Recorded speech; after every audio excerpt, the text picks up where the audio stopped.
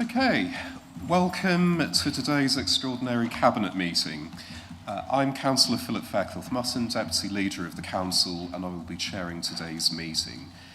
This meeting is being webcast live and will be available to watch subsequently on the Council's website. Members of the public and press may also record, film, photograph or broadcast this meeting when the public and the press are not lawfully excluded, provided due courtesy and respect are shown to others in attendance in line with the Council's published guidance. I would like to remind you to turn off or change to silent any electronic devices. We are not expecting a fire drill.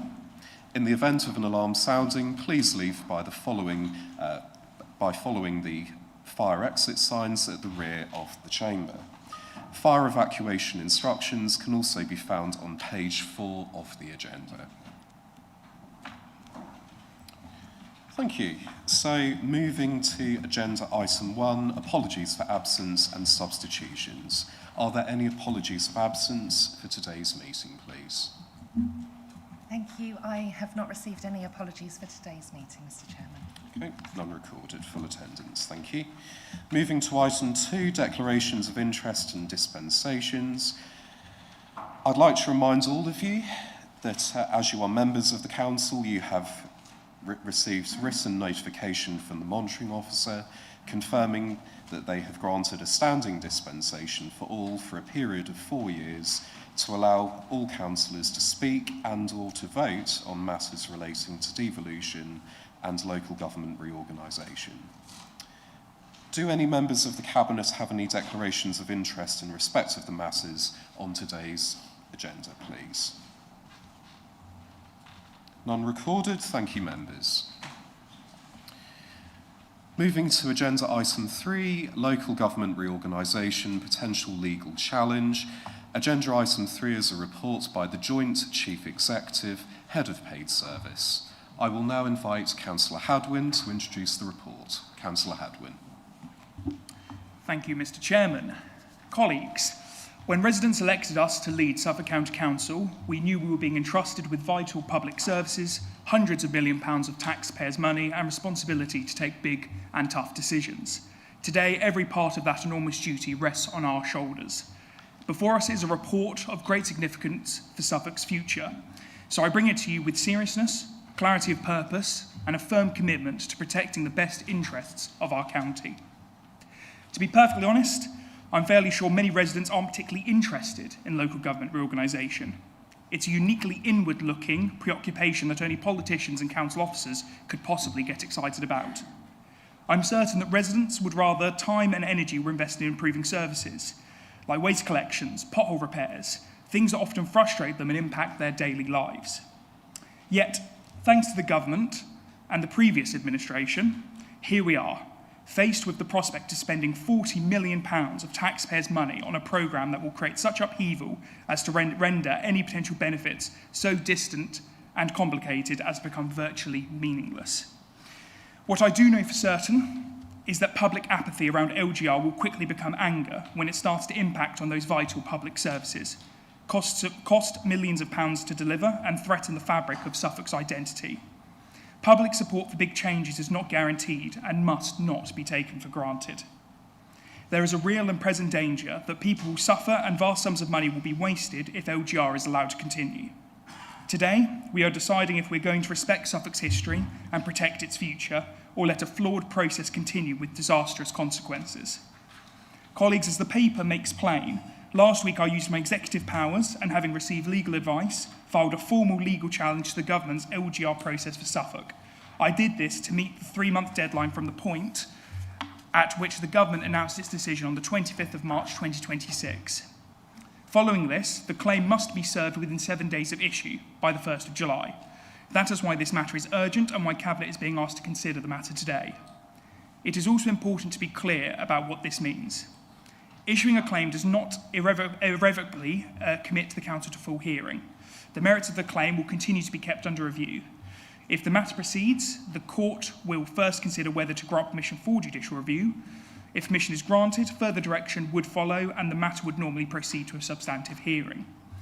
Our job today is to formally decide whether or not to instruct officers to continue with that challenge. We have a binary choice, to continue or to cancel. I'm sure you wouldn't, but do not be scaremongered by those who claim that this is a done deal. We are a team, and today we will decide together what action to take in the best interests of our residents. So why are we considering taking legal action at all? As you will see from the report before you, fresh questions have come to light concerning the process the government followed and the decisions the Secretary of State made. These questions only became known following the formal pre-action protocol letter we chose to send to the government on the 29th of May 2026.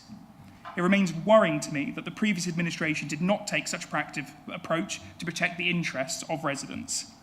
We asked for the ministerial submissions and the advice that informed the decision record, any equality assessments, financial modelling, appraisal material, and any analysis comparing the competing proposals against the published criteria. The response we received from the Government Legal Department on the 12th of June 2026 did not provide the information requested. Following that response, the County Council wrote again on the 16th of June seeking reconsideration of the disclosure requested. On the 18th of June, the government's lawyers declined to share the information, saying its earlier response was proportionate. How curious. What are they hiding? What don't they want us to know? Whose interests are being served by this secrecy? However, it did reveal something highly significant. It confirmed the Secretary of State had departed from the advice of his own civil servants.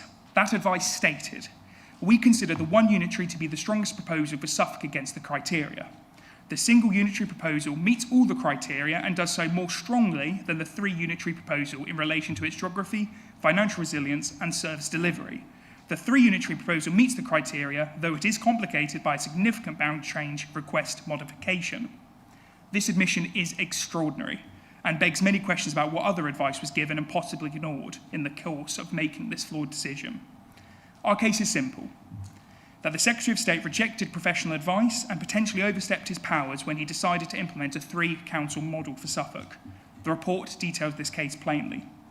It has become clear that this passive behaviour was not reserved for Suffolk alone. We only look north to Norfolk and south to Essex to see the same grievances being pursued. I have no confidence that the government will come clean, so to get to the bottom of these important questions and others, we have but one choice, and that is to push for a judicial review. This is not the only legal problem with the Secretary of State's decision. As you can see, we also contend that he exceeded his legal powers, failed to follow the statutory process he set out, and departed from the government's own published criteria without clear justification. Above all, this situation raises questions about whether Suffolk has been given the transparent, lawful, and properly evidenced decision-making process that a matter of this magnitude demands. This simply isn't good enough when the stakes are so high. Before any observers get carried away, I want to make it clear that our legal challenge is not seeking to change the LGR outcome and deliver one unitary council. This is about calling a halt to the process entirely, as well as ensuring that government decisions affecting residents are fully transparent and follow proper processes. The report sets out clearly the possible costs and risks associated with this decision. Those are not ignored, they must be considered properly, and they are. But the cost of failing to act must also be weighed.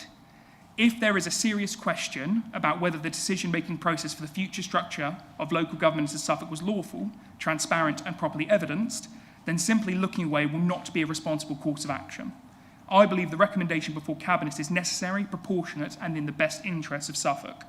We are not seeking conflict for its own sake. We are seeking clarity, transparency, and lawful decision-making on an issue of profound importance to this county.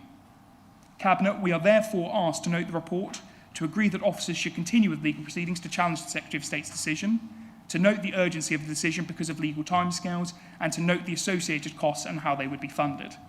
My priority and the priority of this council must be to protect Suffolk's best interests. That means asking difficult questions when they need to be asked. It means acting when the evidence demands it, and it means standing up for a process that is fair, transparent, and lawful. Suffolk deserves better, and we intend to deliver it for our residents. I commend the report, and I'm happy to take questions that you have. Thank you. Thank you, Councillor Hadwin. Do we have any questions from Cabinet at this point? Thank you.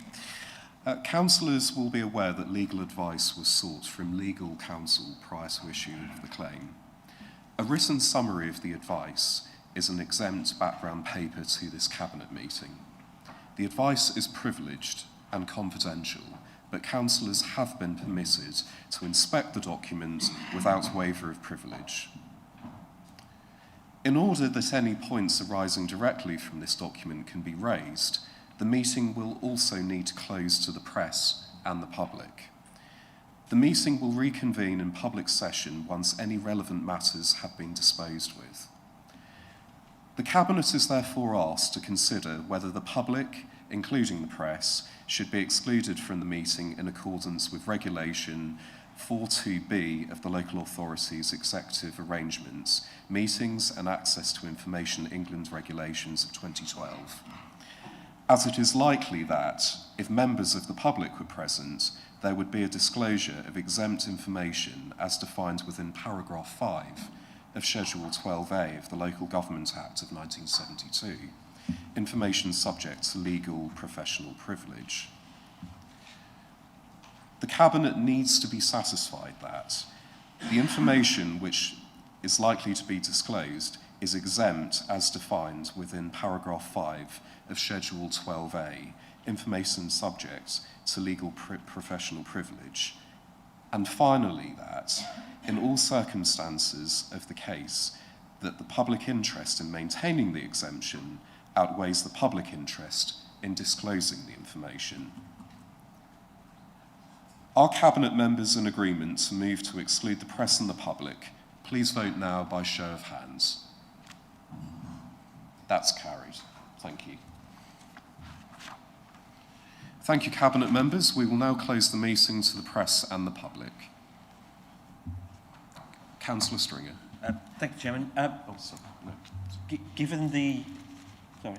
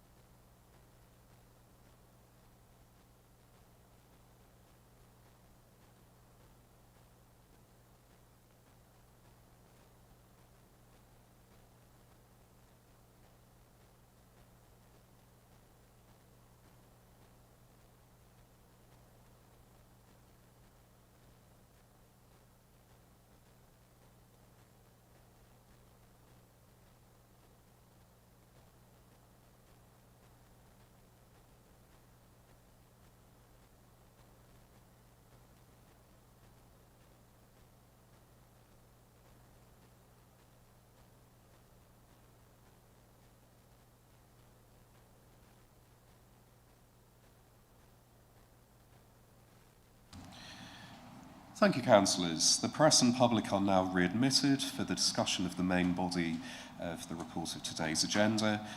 I will now open it up to questions and comments from the Cabinet. Please raise your hand if you wish to speak. We'll commence with Councillor Armstrong. Thank you. Thank you, Mr. Chairman. As Cabinet Member for Finance, Economic Development and Efficiency, my job is simple: deliver real value for every pound of Suffolk Council tax, support real economic growth across our county, and ensure our services are efficient and effective for all residents, from Lowestoft to Felixstowe, Bury St Edmunds to the Shotley Peninsula, to make sure Suffolk services actually work for the people who pay for them. That is why I'm deeply concerned about the proposed local government reorganisation.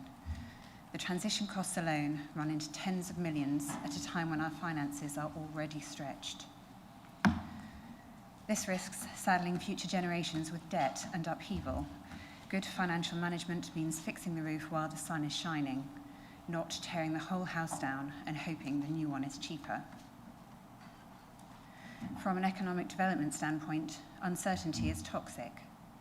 Businesses across Suffolk, our ports, agri-food sector, tourism, manufacturing, market towns need stability, not years of upheaval. Investors avoid chaos. The distraction risks delaying critical priorities, fixing our roads, tackling flooding, investing in skills and supporting growth in every corner of the county. On efficiency, we should be cutting waste and bureaucracy, not creating expensive new structures. History shows that reorganisation savings are usually overstated, while transition costs spiral. We can achieve genuine efficiency through smarter working, reduced duplication and better procurement, without tearing up the current system and imposing remote mega-councils that feel even further from our communities in Holbrook, Nayland and Barnham. The transition costs, estimated at £47.8 million, will need to come primarily from reserves. Let me be clear, there is no money in the budget for this. This is not financial prudence, it is risky spending and disruption on a county-wide scale. We have only £2.7 million in government transition funding. That leaves Suffolk taxpayers exposed to tens of millions in real costs for IT harmonisation, staff restructuring and service disaggregation. When you consider the complexity and cost of breaking apart services such as adult social care and children's services, there is every reason to believe those additional costs could be higher still. Using the analysis contained within the One Suffolk proposal, which at least claimed to be based on Suffolk-specific data, as opposed to the mess presented in the three councils' case for change, the model now being imposed on us, three unitary councils, was estimated to cost an additional £145.3 million over 5 years, and £13.1 million more every year after that. Already we have seen the impact on services. Planned savings have been diverted to fund this nonsense. This is money we need to fund vital services. And that brings us to what matters most, the risk to essential services. These services rely on stability, scale, long-term financial resilience. We must also be honest about scale.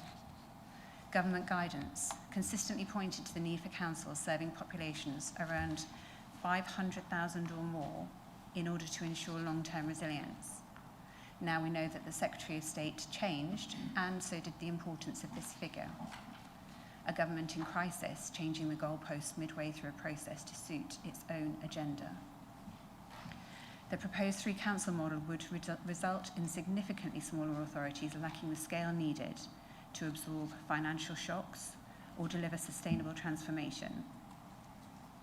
When smaller organisations face higher costs and greater pressures, the risks do not reduce, they increase.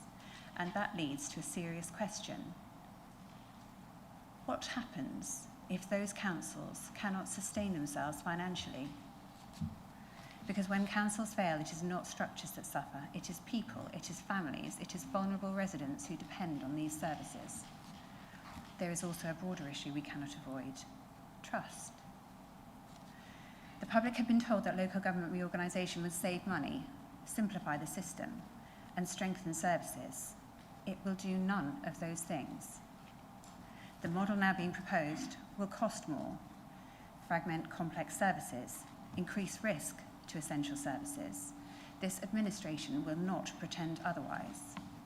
We will be honest about the risks and transparent about the consequences.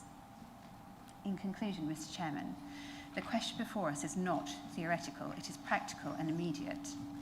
Do we sit back and do nothing and allow the government to proceed with a model we know will be more costly than the status quo, less resilient than the status quo, carrying greater risk than the status quo? I believe the answer must be to fight this decision and use every resource and opportunity we have to do so, because our duty is not to deliver structural change for its own sake. Our duty is to protect the people of Suffolk, to safeguard essential services, to ensure financial sustainability, and to make decisions grounded in evidence, not the political aspirations of an incompetent government. And on that basis, I support taking any action necessary to try and stop this disaster before it can damage our precious county any further. Thank you.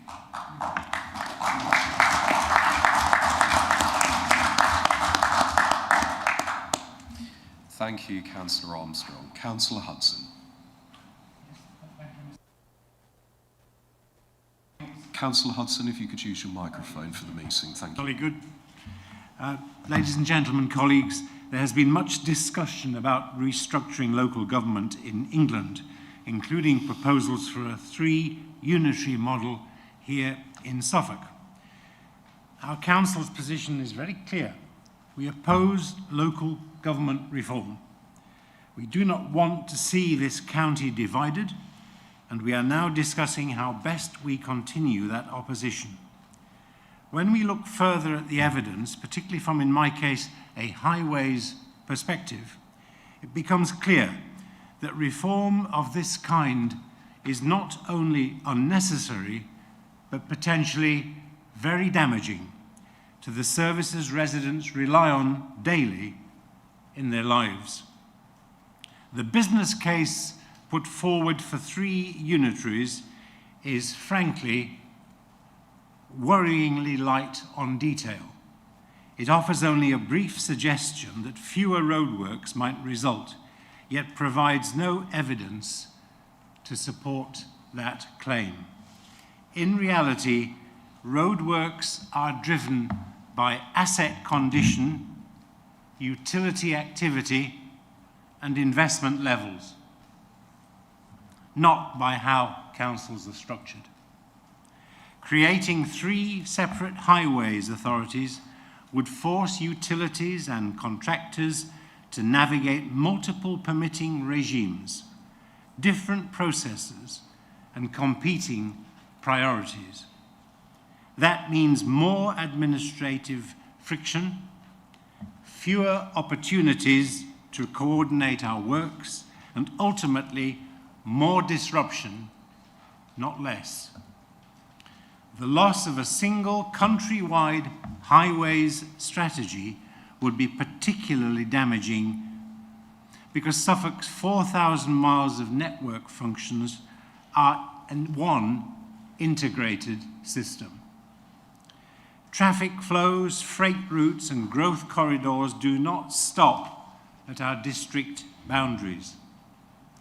Fragmenting governance weakens our ability to optimize the network as a whole. And duplication of functions is not theoretical.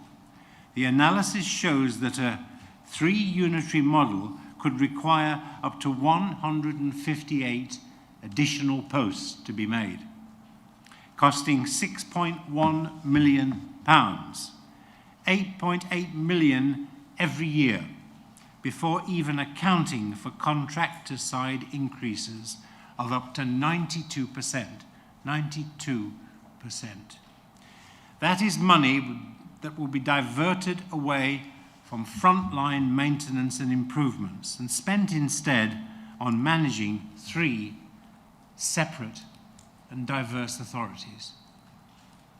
There are also serious contractual and market risks. Suffolk's highways service is currently delivered through large county-wide contracts with no early termination clauses.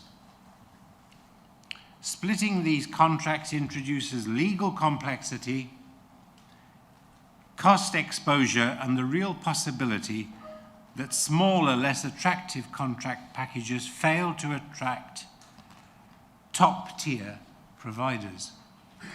That will affect both cost and quality. And for residents, the consequences would be clear. Differing service standards, priorities, and response times.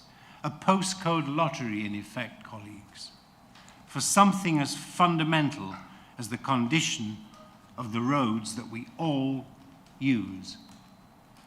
Transition risks are equally significant. Dividing assets, systems, depots, staff, and live contracts while maintaining day-to-day service delivery would place enormous, if not insurmountable, strain on an already overstretched workforce. The analysis identifies clear risks to service continuity and value for money, the people's money. And we cannot ignore the issue of resilience. Currently, scarce specialist skills can be deployed flexibly across our county.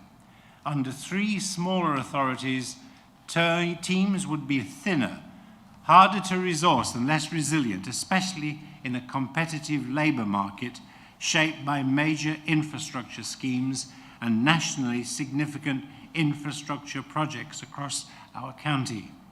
So when we step back and look at the full picture, ladies and gentlemen, the conclusion is ineluctable and unavoidable. A 3-unitary model would increase cost and bureaucracy, fragment our planning and delivery, reduce efficiency and our buying power, introduce additional risk, and potentially increase disruption across the network.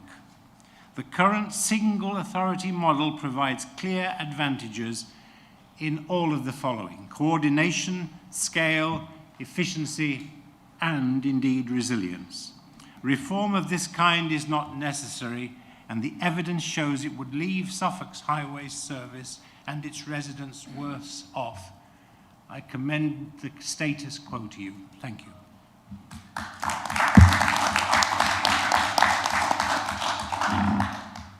Thank you, Councillor Hudson. Before I turn to Councillor Broben, just a polite reminder to mute all electronic equipment, please. Thank you. Councillor Broben, thank you. Thank you, Chair. As a council, we have a duty to stand up for the Suffolk residents when we believe serious questions remain about how a decision has been reached. A legal challenge is not about rerunning the debate over different council structures. It is about ensuring the proper process has been followed before Suffolk is subjected to wholesale reorganisation of local government. From my perspective as Cabinet Member for Food, Waste and Rural Affairs, that matters enormously because of the impact reorganisation could have on the services residents rely on every day.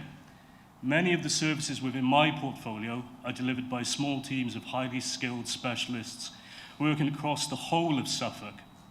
Whether it is flood risk management, waste disposal, environmental services, or support for our rural communities, these services are built on a county-wide expertise, county-wide resilience, and county-wide coordination.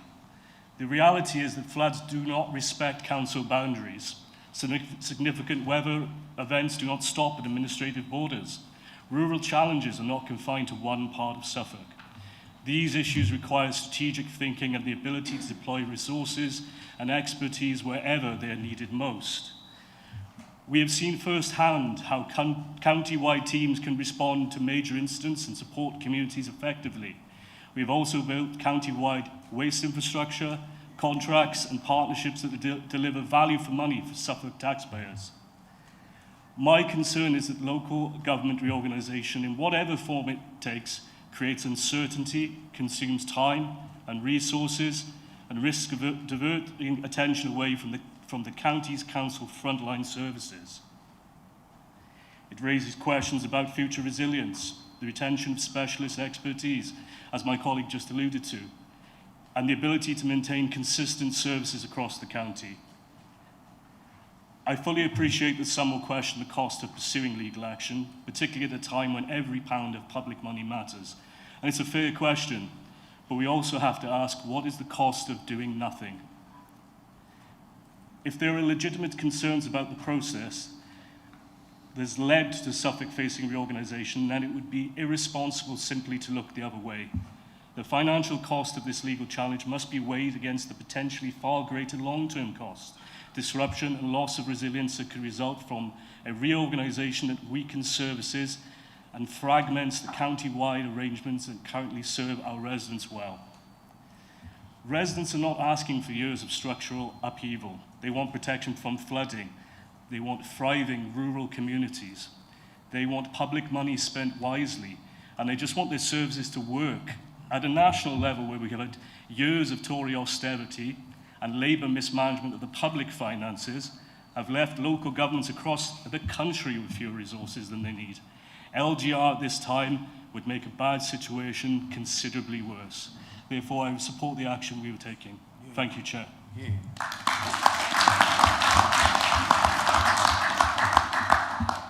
Thank you, Councillor Broben. Councillor Gale, thank you. Thank you, Chair.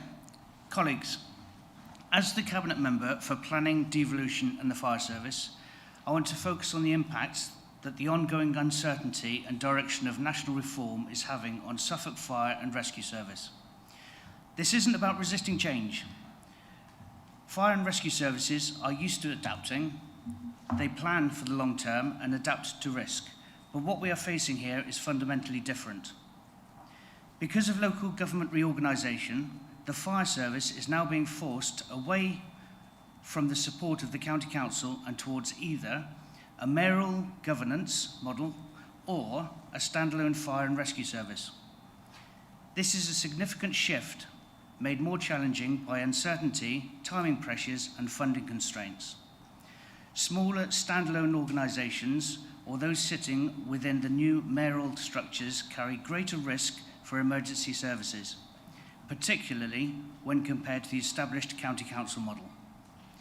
At Suffolk County Council, the fire service benefits from a wider system, financial resilience, corporate expertise, and a strong governance. That support is not easily or quickly replicated elsewhere. And the transition risk is made worse by the fact that government funding to support the change is not yet clear or sufficient. So we are being asked to deliver a safe and seamless transition without the uncertainty or resource needed to guarantee it. Alongside that, we have the wider issue of instability.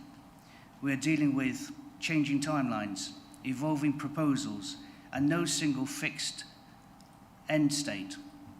This creates a yo-yo effect for the fire service, and for an emergency service, that is not a small issue at all. It directly affects our ability to plan workforce, invest in equipment and infrastructure, align with growth and planning, and maintain operational consistency. At the same time, devolution adds another layer. With the fire governance potentially moving again into mayoral system, so we are not planning towards a clear destination, we are planning in a system that is still shifting. And throughout all of this, the expectation does not change. We must respond, we must prevent, and we must keep people safe. So the concern is not change itself, it is that the current approach is removing the stability and support of the County Council, pushing fire into smaller or unsupported governance models, and doing so with unclear timelines and insufficient funding. Under a single system, or without these changes, the fire service would remain supported and protected within Suffolk County Council, which has a strong track record. Instead, this service is being asked to navigate major structural changes in conditions of uncertainty. And for a service like the fire and rescue, that uncertainty has direct impact on the ability to plan effectively and keep the public safe. For these reasons, I will be supporting the motion carried today. Thank you.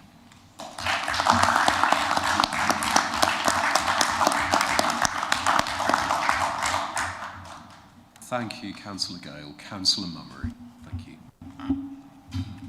I like to stand. Thank you, Chair. Ladies, gentlemen, colleagues.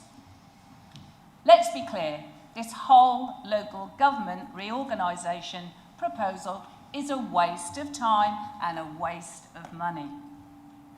We should be getting on with improving services, not reorganising the system around them.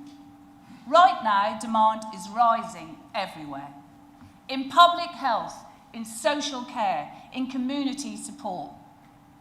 That is where our focus should be, not on years of unnecessary meetings and disruption while residents need our help.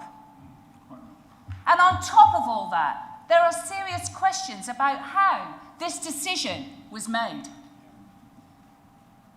We know the Secretary of State ignored the advice of his own civil servants and pushed ahead anyway. The same Secretary of State who last week said the public do not want a general election. In my opinion, he is wrong about that too. If you're going to make changes on this scale, people need to trust the process. But how can anyone trust it when the government ignores its own advice? The very least Suffolk residents deserve is decisions that are properly explained, based on evidence, taken in a way people can trust. That clearly hasn't happened here. This is a dubious process, and the result will damage council services. We already have services that work across the whole of Suffolk. Take our libraries. 45 branches, open, active and acting as a real community hubs. Or Suffolk Archives, one nationally recognised team, preserving our history and supporting education right across the county. These services work because they are joined up and county-wide. But if the government gets its way, they'd be split up. We could end up with 3 separate library structures. That means more cost, more duplication, and less money going to the front line. And when money gets pulled away from the front line, services suffer. Libraries might close. Let's be clear about what's happening. Good working services are being put at risk because the minister ignored professional advice. The same problem applies to public health. In some areas, there are only a small number of providers. If you break services into smaller contracts, they might just walk away because it's no longer viable. Examples of these include services that support young and elderly, people who have been affected by suicide, services that support vulnerable people dealing with drug and alcohol addiction. These changes also mean more managers. 3 organisations mean 3 directors of public health, 3 directors of adult social care, and 3 directors of children and young people. At present, we have 1 director for each, and they're all doing a tremendous job. More managers is not saving money, it's just more cost. The sensible thing to do is build on our existing services and make them better, not break them all up and start all over again. Let's be honest, people don't care how many councils are. They care about getting help when they need it, whether the service is good, whether it actually works, and obviously makes a difference. Every hour we spend working on how to deliver this reorganisation is an hour we're not spending supporting the people who need us. We should be focused on fixing what needs fixing now. So the priority should be simple. Focus on services, focus on residents, make sure major decisions are done properly and transparently. And this decision has not been done properly and transparently. This administration will stand up for Suffolk residents and demand a proper evidence-based process. If the government are going to try to force through a change this big, they have to show they're working and justify that decision. In my view, the government have not done this. Therefore, I believe it is absolutely paramount that we challenge this ill-thought-out and dangerous decision. I support this paper and this decision. Thank you.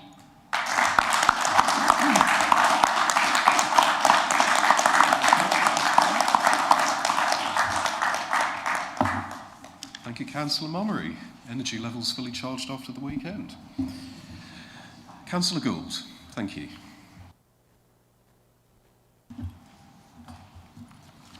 Thank you, Mr. Chairman. Colleagues, LGR proposes to divide the county but fails to consider the requirements of education and sound. The priority responsibility of this administration is to maximise the educational progress of the 100,000 students in the county. Half of these students are in 254 primary schools, local to where they live. The other half travel to 45 secondary schools. The current unitary authority seamlessly manages all these transitions located here in Endeavour House. I must highlight that 20% of all our students have some form of SEND, 12,000 of whom have an EHCP. This is a legal document that requires input from a number of specialist advisors pertinent to the needs of each individual child. With balanced assessment, the best help can be arranged for each student. There is no room for getting this wrong. Today, Suffolk delivers those services through one integrated county-wide system. That means one approach to SEND improvement, one commissioning framework, one performance management system, and one leadership team working across the whole county. Scale matters because it gives us resilience, consistency, and the ability to deploy specialist expertise wherever it is needed. Splitting into 3 separate authorities would fundamentally change the operating model. We are in the middle of a major program of improvement following our area SEND inspection. We are delivering our local area inclusion plan, strengthening inclusion, and responding to increasing demand for education, health, and care needs assessment. These improvements rely upon close collaboration between all the councils, schools, academies, health partners, and the Integrated Care Board, all working across the one Suffolk footprint.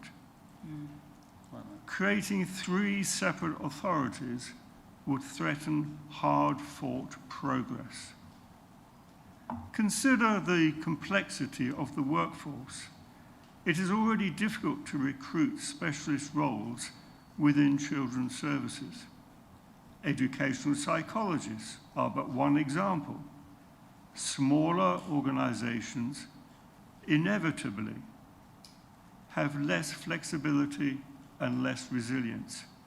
If we lose experienced staff during transition or become increasingly reliant on agency workers, the impact will be felt first by the students and their families. Financially, we must be realistic. A 3 unitary model does not simply divide existing services into 3 equal parts.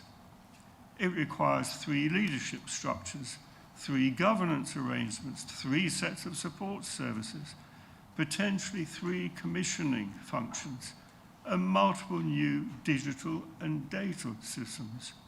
All of these are unproven. That triplication carries significant cost at a time when every pound should be reaching frontline services.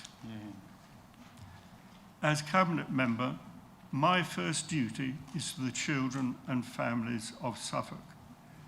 There is credible concern that the proposed arrangements could weaken SEND improvement or reduce the resilience of children's services.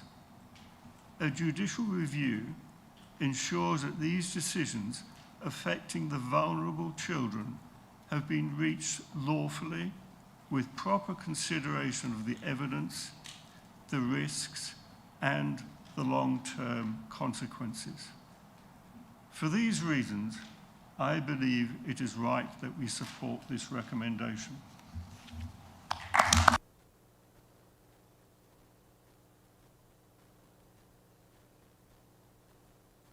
Thank you, Councillor Gould. Councillor Alders, thank you. Thank you, Chair, ladies and gentlemen, and fellow councillors and colleagues. So I'm going to paint you a picture, and I really appreciate the comments of all my fellow Cabinet members that have been made. I'm going to paint you a picture that those opposite who could be bothered to turn up, because I see that half of you all haven't turned up today, that we're trying to force upon the people and the vulnerable children of Suffolk a future where essential services were going to be in chaos, where families are trapped, children left behind and opportunities denied, futures compromised. And why? Because 2 of the 3 unitaries will be bankrupt within weeks, and the other will teeter on the edge within a few months. And I know members may look a bit aghast, but you knew, you had the figures, and now we've got them, and so we know what you were planning. So let's look at Children and Young People's Directorate. As a council, we're not simply service providers. We are the corporate parent for children in care. We're responsible for protecting children from abuse and neglect, and we support vulnerable families before problems escalate, working alongside the police, the NHS, schools, the courts and voluntary organisations every single day to keep children safe. Now, these are among the most complex statutory responsibilities any public body undertakes. And turning to safeguarding. Safeguarding works because it's built upon trusted relationships between agencies, depends upon shared governance, common policies and consistent practice and the ability to respond rapidly when children are at risk. And today, those arrangements operate across one Suffolk footprint as established partnerships involving, as I say, the NHS, police, education and other safeguarding partners. Under a 3-unitary model, those relationships would have to be redesigned. Governance would become chaotic, accountability would be divided or dodged. Gaps would inevitably appear, and we all know what happens when children fall through the cracks. And finally, there's the financial reality.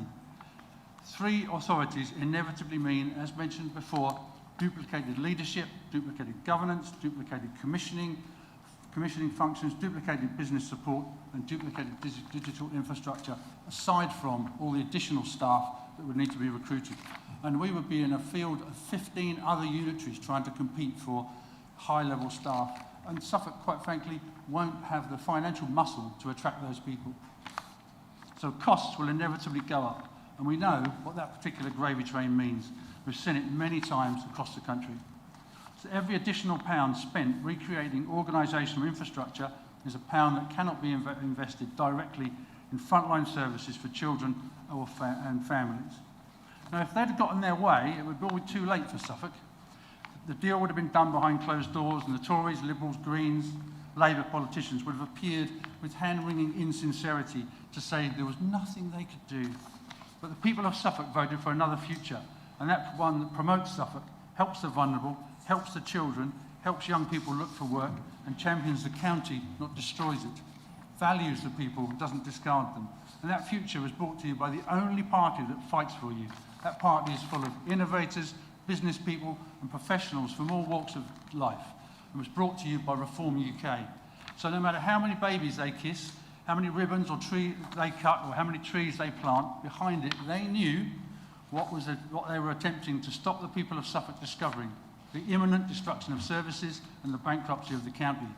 And so remember, all those opposite, with their media and internet buddies, are in cahoots with the Labour government to force these damaging changes upon you without a vote, and they tell you that was the only way. Something happened that they didn't anticipate. And you know what that was? Reform UK took the government to court and won. And Reform UK won the council elections. And only Reform UK will fight for the people of Suffolk. And over the next few months, we'll reveal to you just the extent of the deception and the vandalism that was taking place. And that Suffolk deserves and will get a better future under a Reform UK leadership. So we say no to the LGR and no to the chaos of the Uni Party. Thank you, Mr. Chairman.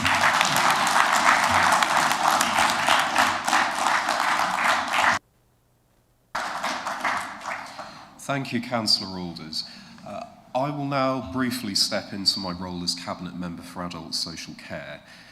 The proposals for local government reorganisation present a very real and immediate risk to adult care in Suffolk, particularly with the stability, affordability and safety. And I want to be very clear about the scale of that risk.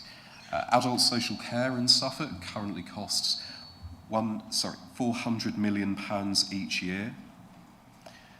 We're able to achieve good value for money because we commission at scale across a single county-wide system.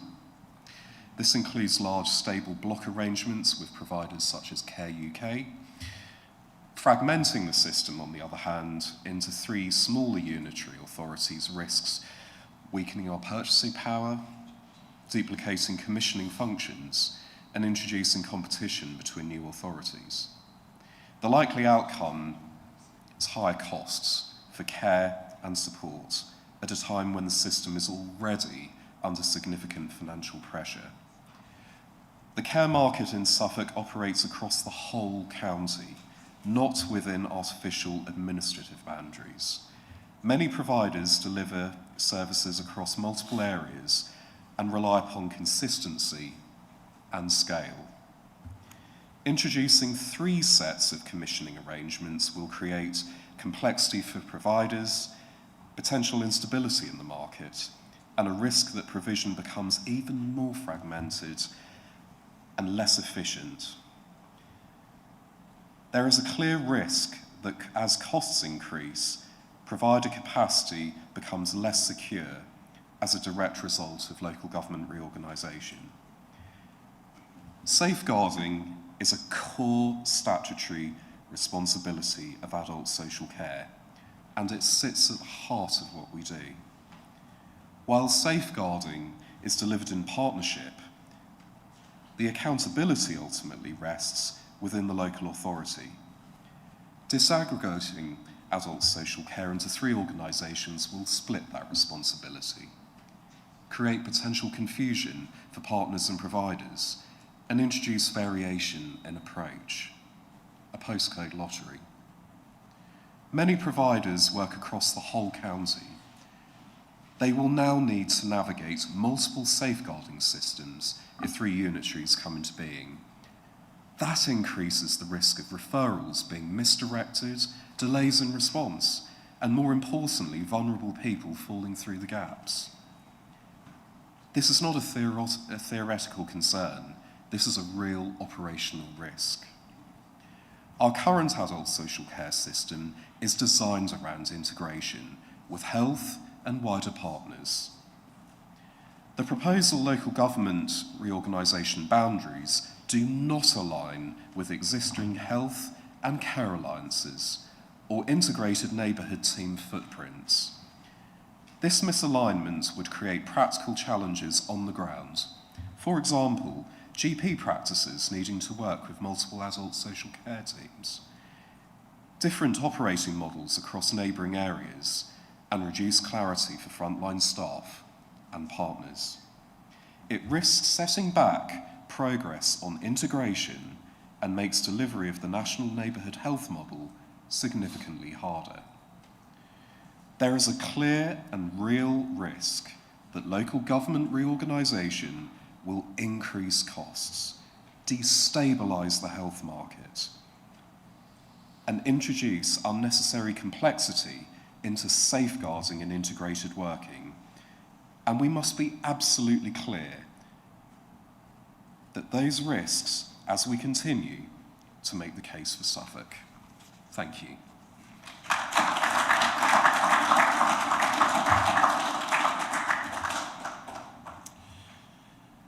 Okay, thank you, councillors. Councillor Hadwin, before we move on to questions and comments from the opposition, do you have any comments to make from the questions and points made by the Cabinet? None at all. Thank you, Councillor Hadwin. We will now proceed to Councillor Stringer, the Leader of the Opposition, followed by the other leaders of the respective parties, and then open the floor. Councillor Crider-Wolf, your question has been noted. You will be come to first. Thank you. Councillor Stringer, thank you. Can I just confirm before I start that under the new regime, am I only allowed to ask questions, or am I allowed to make a few comments to redress some of the imbalance that we've heard so far? You may ask questions or make comments. Councillor Hadwin will have the opportunity to respond, and you will have the opportunity for a Well, first of all, I just want to make a comment that it's often that the victors tend to rewrite history. And I do feel a bit odd about that at the moment. We've just been given a lecture about we're going to be scrutinised as to what we were backing under a previous administration. Just like to put on record, and it's a matter of fact, you can look it up, there was a vote in this chamber about sending a letter to the government that triggered this whole process. 3 of the people sitting in the administration at the moment abstained on that, where people on this side of the chamber at the moment actively voted against sending the letter. So you might look closer to home for those that didn't prevent the process when they had the opportunity. I will now go on to my questions, Chair. Chair. You mentioned in the public statement that the Secretary of State disregarded officials' advice. That's true. But just to remind you that does happen actually in councils. We have things called planning committees where we look at the advice of the professional officers and we are not bound by that advice. We are allowed to come to our own conclusion. And did you take into account in this document and coming to this decision, which has already either been made or not been made, it's almost Schrodinger's decision, did you take into account in this paper today of the responses to the government consultation from the people of Suffolk, where over 60% of them wanted to have 3 councils in Suffolk? Councillor Hadwin. I'm very aware that people can choose or not choose to accept or reject advice. What we are asking, we were very clear about, is give us the reasonings. I don't think it's too much to ask that when there's something going to be brought in that will destroy adult social care, destroy children's services and destroy SEND while costing millions and millions of pounds, I don't think it's that difficult for us to ask, what is your homework? What is your reasoning? In terms of the advice and the consultation that we looked at, the clear thing that we were interested in is firstly the evidence that we have that the public do not, which is we have the financial figures, we've been able to look at the detail of this and speak to the services themselves, but also we had an election. That election happened and we got a clear mandate. We are here to govern for Suffolk and that governing has begun and that is why we made this decision. And it actually, I think for an intelligent man, Councillor, and I think you are an intelligent man, it's a little bit disingenuous to try and paint that you're not sure how this decision works. I have the executive authority to issue under the timescale. What we have then done is we are not committed to that legal action. We have until the 1st to file. That is why we're now having a cabinet meeting. You know how that works. Please don't insult us with pretending you don't understand. Councillor Stringer, do you have a supplementary? Yes, I do. I thought I understood how the process worked, but actually in the course of this particular decision, it is becoming increasingly difficult to work it out. I'm sorry if I'm being really dim, but I didn't think I was. I think this decision is either a key decision or it's not. If it's not, then the decision has already been in part made anyway, or all made anyway, and you have the authority to do that. So it's not a key decision then, is it? So I mean that's the whole conundrum of this. It's almost in 2 parts, as we've alluded to earlier. Either way, I'll go on to my second part of my question. you're suggesting that all of this is on behalf of the people, but of course you have taken into account that, or spotted the irony, that what you're actually trying to, by halting this process, you're actually halting an election that's due to happen, or two elections that are due to happen next year. So actually, by taking this action, you are preventing an election to happen within the next 11 months. Councillor Hadwin. Thank you.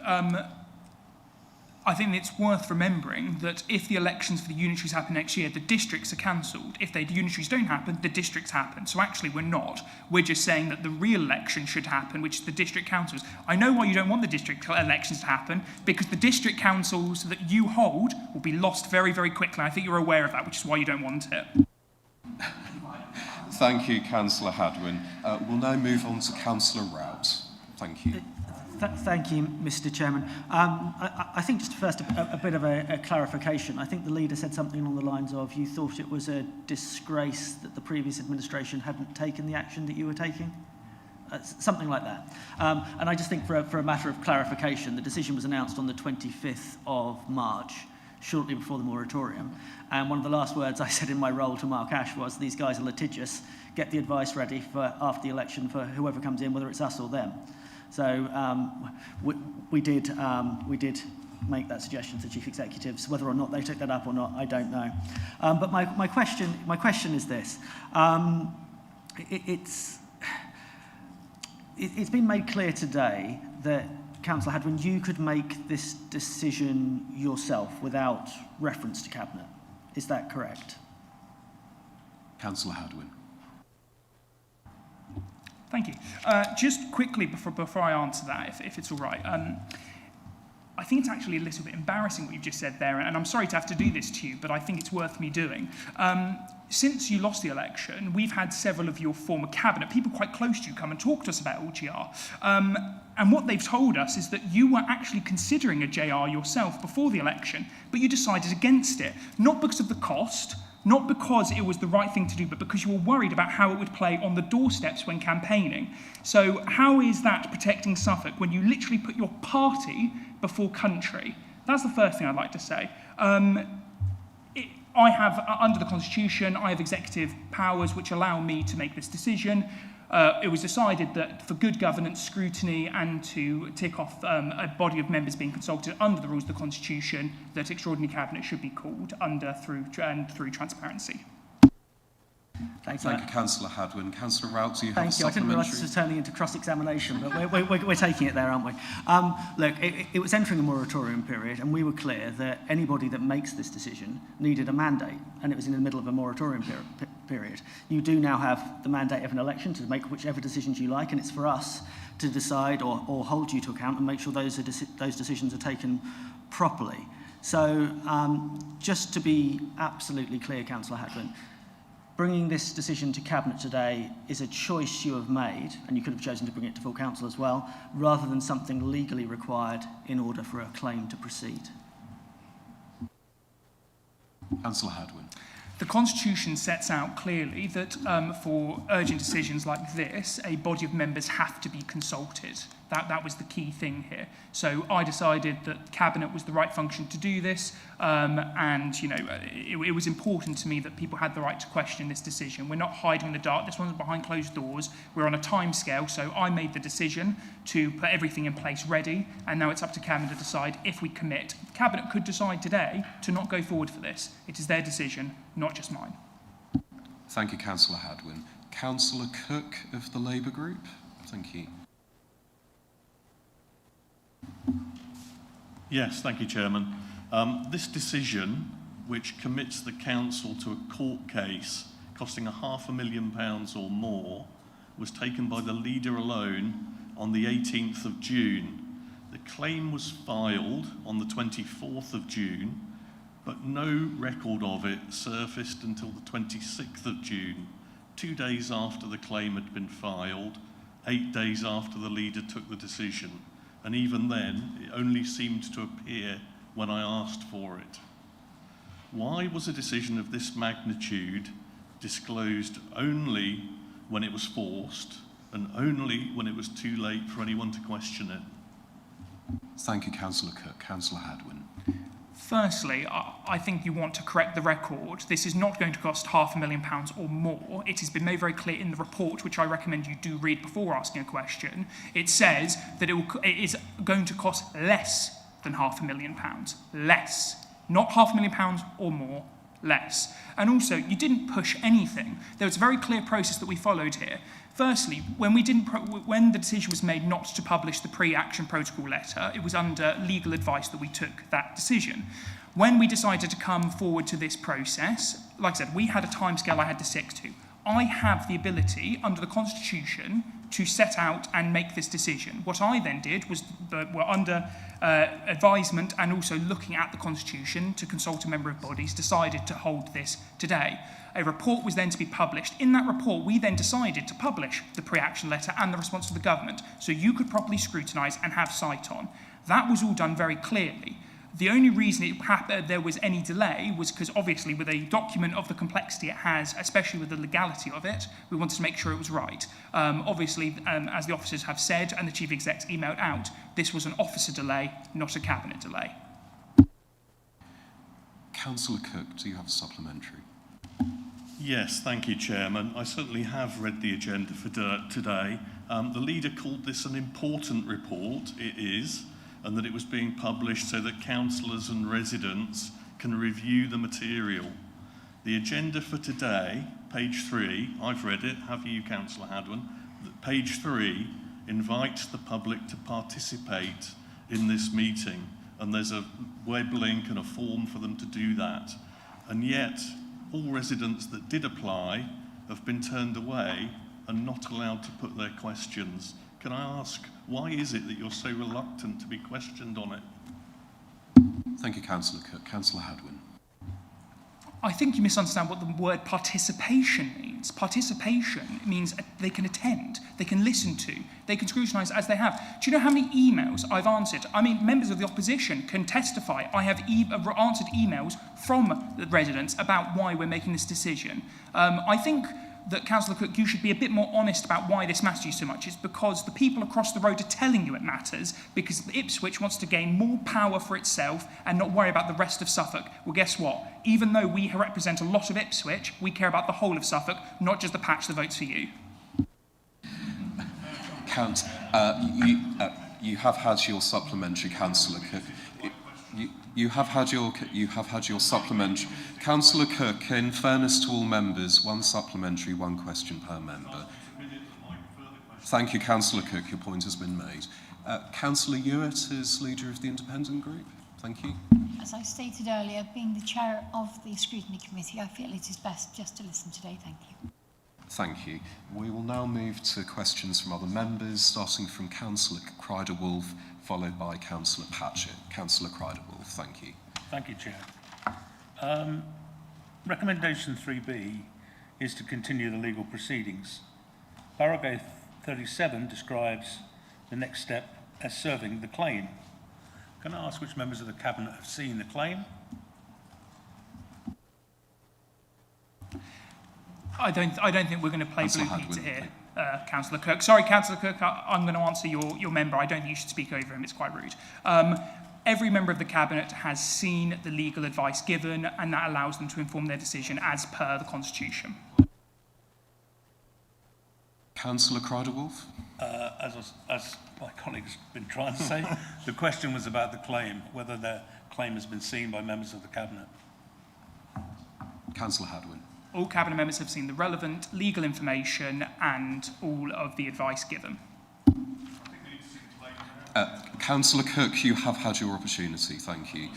Councillor Patchett has been waiting very patiently. Councillor Patchett, thank you. Very patient person, thank you.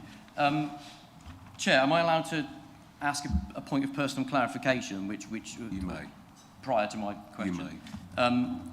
So I guess, I mean, this point of personal clarification is essentially to almost all Cabinet members, actually, but the standout ones would be Councillor Mummery and Alders. So I guess I'll direct it towards them, if one of those could please respond.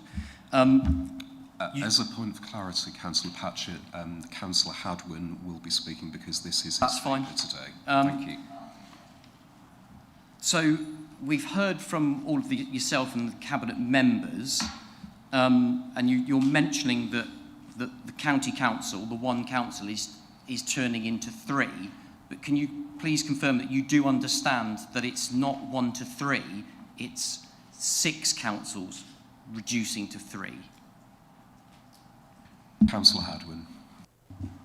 I'm here representing Suffolk County Council, which is going to be disaggregated into 3. And obviously, of course, the 3 would include the districts being moved into it. But they are unitaries of very, very different councils, which is why we're making this clear. No, thank you for that, Chair, because I felt it could be confusing to the public because they're hearing out 1 going to 3 and not 6 going down to 3, which is where, obviously, where the savings are. I wonder if we could, if someone could just be really clear, explicitly clear on outcomes, please, which is, we have this judicial review going in. Please explain to myself and every councillor and all the people listening, what is actually your desired outcome, please? So, do you want to keep the 2-tier system, the 2 levels of councils? Do you want to reverse the 3 and go to 1? Also, devolution is included in this conversation as well. Do you want that still or not? Or is this just to frustrate government? So please, what is your desired, and just be honest, what do you actually want from this process? What is the end result that your administration wants, please? Thank you, Councillor Patrick. Councillor Hadwin. You'll please know, Councillor Patrick, I'm always honest, even when it gets me into trouble. There's two separate parts to this, and I'll give you both answers very clearly because you asked a very clear question. The first part is on the desired outcome of the judicial review. That is separate from my desired outcome for the whole process, and I just want to make those clear. The desired outcome from the judicial review, and it makes it very clear when you saw the legal advice, that the only thing that we can contend on is the process itself and the legality around that process, the transparency of that process and the evidence. What I want is for a honourable judge to turn round and point out the government did not act legally, as we have contested. They did not act with transparency and they did not act with clarity. And I think the whole of the process needs to be ripped up. If the government then chooses, as they have the right, to start again or to go through a renewed process or to ignore us altogether and just go again, then that is their right. My desired outcome is true devolution. I believe the 2-tier system, for all its flaws, and there are many flaws, does work. I think we should have true devolution. I've asked many a times, I've spoken to the government myself about this, that I would rather they hand down proper revenue powers to this county council, give us some teeth, make us stand on our own 2 legs. That's how we can best serve the people of Suffolk, not by watching our services be destroyed and having 2 unitaries that would go bankrupt almost on day 1. Thank you, Councillor Hadwin. Before we turn to Councillor Mason, just to confirm, I have received indications to speak from Councillors Mulcahy, Lindsay, Whittle, Hoffensberger and Rogues. Are there any further ones? I think your last one was a supplementary, to be honest, Councillor Patchett. I think it was a question on the process as well. I have Councillor Wellen, Councillor Molyneux? Yep. We have, fantastic. Any further people wish? Yeah. Councillor Allen, thank you. Councillor Matuch, thank you. Councillor O'Brien, any further speakers? Councillor Barber and Councillor Robinson. Anyone I've missed? Thank you.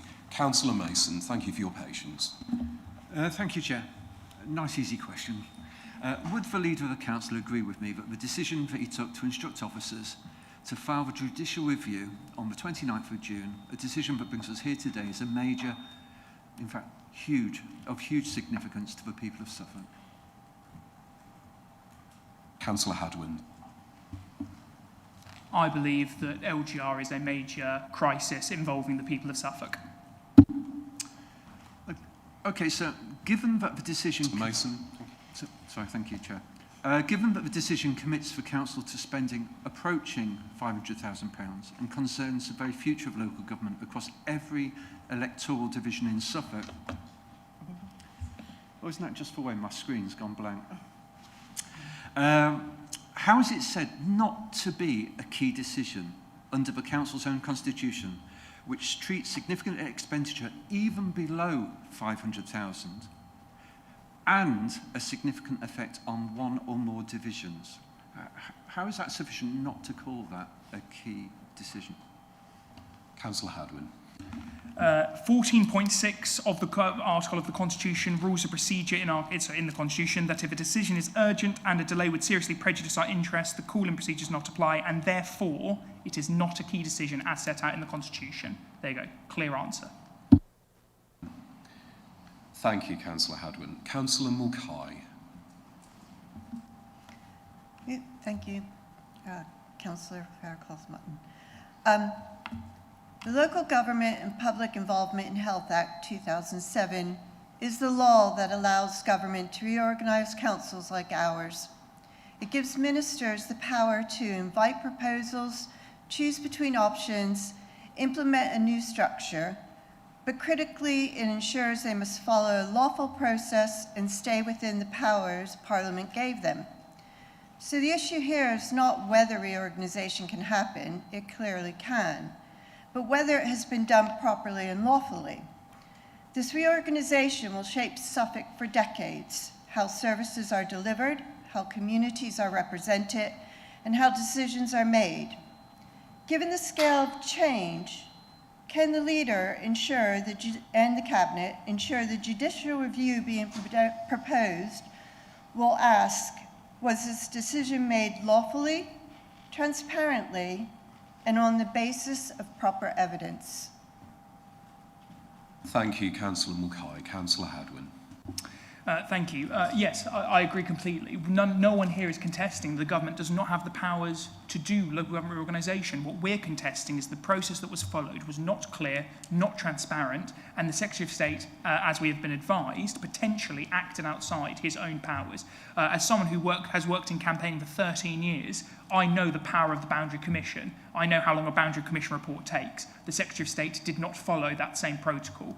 I think it's very, very clear. And the thing is, and I say this to all councillors, all of this could have been prevented if the government, the Labour government, had presented the evidence used. Why didn't they show us the evidence? They refused to talk about any discussions. They refused to give us meeting minutes. They refused to give us anything of why they came to this decision. They could have prevented all of this. Transparency, that's what we asked for. They refused. We'll have to go to the courts. Councillor Mulcahy, do you have a supplementary?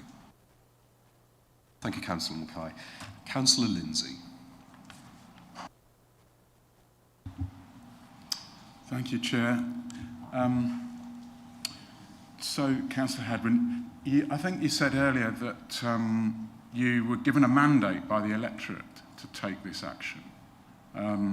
But during the elections that we've just had, the position that everyone understood that was happening was that you were being elected just for 2 years, because everyone knew that the County Council was due to be abolished after that. I saw nothing in Reform's literature that you would be taking this legal action. No one really knew what Reform's position was on it. Certainly, it was a big shock that it then emerged after you were elected that you would be taking this legal action. Now, and if you win this action and stop the process, you've extended your term for 2 years. It's very nice. You'll be in office for 4 years instead of 2. And if you lose the legal action, as leader of the County Council, you'll be in office for 4 years instead of 2, because the County Council will continue. If you lose it, the 3 unitaries will go ahead. But there's a real risk that these legal proceedings will have been such a distraction to officers, to councillors, that we've only got 2 years to prepare for these 3 unitaries, less than that now. It's a massive change, and if you've distracted the entire officer and staff into this legal action, the result will be chaos for Suffolk residents if you lose it and we end up with 3 unitaries anyway. So why do you say you have a mandate, and how are you going to stop there being chaos if you lose it? I guess that's 2 questions, sorry. Turned into 2. Thank you, Councillor Lindsay. Councillor Hadwin. I am happy to accept your 2 questions. Firstly, I'm not going to act like the leader of the Conservatives, and I'm not going to try and condescend you as he often does us, so I'm going to try and say this in a really easy way. We have a representative democracy. The way the elections work is we don't stand there, make every single promise we're going to keep, and that's our only mandate to stand there. We are elected to make decisions. So when we won the election, as we did, we won 41 out of the 70 seats. That is a clear majority. I then was able to win the support unanimously of my group, which then put me in this position to act as the leader of this county council and to make decisions for this county council. That is the mandate we were given. And I can tell you really, really clearly, if you actually go and speak to most residents, most of them do not know about LGR. A lot of them have heard about it because of the actions that I have taken. That's where LGR is being spoken about. The only people that are very, very aware of LGR, I tell you, are people in my own division of Felixstowe, because they're horrified about being lumped in with Ipswich and having everything of ours taken away from them, which is why they're desperate to do it. I think it's also a little bit, I think it's unfair on the electorate to say they didn't know what Reform stood for. Reform is a national party. Everyone knows what we stand for. We stand for efficiency, patriotism, and actually delivering what people ask for. And to answer your second part of the question about officers, I don't think our 7,000 officers are all working on this legal challenge. Even I'm not putting that much resource into it. I have instructed, as has been publicly recognised, and I'm happy to tell you today, and I have also spoken to nearly all of the district councillors and told them the same thing, I have instructed officers to continue their work on LGR, because at the end of the day, despite me not agreeing with LGR and my want to stop it, it is good governance to prepare for whatever happens, and I refuse to be in a situation where if we lost the judicial review, Suffolk residents would suffer, so the work on LGR will continue. Thank you, Councillor Hadwin. Councillor Lindsay, do you have a supplementary? Well, I just wonder where patriotism and the things you mentioned, they're all great, but that doesn't give you a mandate to launch a massive legal action at great risk to all the residents of Suffolk. Councillor Hadwin. Once again, what gives us the mandate is winning 41 out of the 70 seats and being a representative democracy. We're not a direct democracy. A direct democracy, that's when people can directly vote on what they want to change. A representative democracy, they elected all of us to represent them. I represent my division the same way my councillors represent their division. There are more of us than you, which gives us the power to form an administration. That is what we've done here. And so we are launching this because I care about protecting Suffolk. What I'd be interested in, Councillor, is you going back to your residents and explaining to them why you think it's appropriate for 3 unitaries to come about, 2 of them which would go bankrupt almost on day 1, send services which would inevitably collapse very quickly, adult social care which couldn't be delivered, and the children's services which would not happen. I will never ever, and I refuse to apologise for standing up for vulnerable people. I just wish some of you would do the same. Thank you, Councillor Hadwin. Councillor Whittle. Thank you, Chair. Can the leader show us any independent proof that abolishing our 2-tier system will actually achieve more for Suffolk residents than focusing on genuine efficiencies within the current structure that has served us so well? Thank you. Thank you, Councillor Whittle. Councillor Hadwin. Councillor, I'm afraid I can't show you anything of the sort, and this is the frustration that the 3 unitaries will provide anything for us. Even the proposals put forward by the district councils and the borough council in Suffolk, it was an incorrect proposal because it did not meet the criteria. It did not follow the same legal standards as expected. And as you saw with the civil servants' advice, they even made it clear that the one Suffolk proposal was the correct proposal. It was only gerrymandering by a Labour Secretary of State that has allowed this. And I just hope that once the psychodrama within the Labour Party is finished, our future saviour, leader Andy Burnham, might make a right decision and cancel this. Thank you, Councillor Hadwin. Councillor Whittle, do you have a supplementary? No, thank you. Thank you, Councillor Whittle. Councillor Hoffensberger. Thank you. Thank you, Mr. Chairman. Councillor Hadwin, the Section 151 officer is essential in providing advice when it comes to key financial decisions or issues of profound importance. Is there any written assessment by the Section 151 officer of the affordability and appropriateness of committing up to £500,000 from the Council's unallocated reserves to this litigation, please? Thank you, Councillor Hoffensberger. Councillor Hadwin. as I've made very, very clear, and including on this, the consultation was had with the officers, including proper advice as per the rules and procedures, and that's where the marked assurance of where the money would come from if we needed to reach the 500,000 mark. All of that was done in accordance with full procedures. Councillor Hoffensberger, do you have a supplementary? Yes, please. Thank you. Thank you.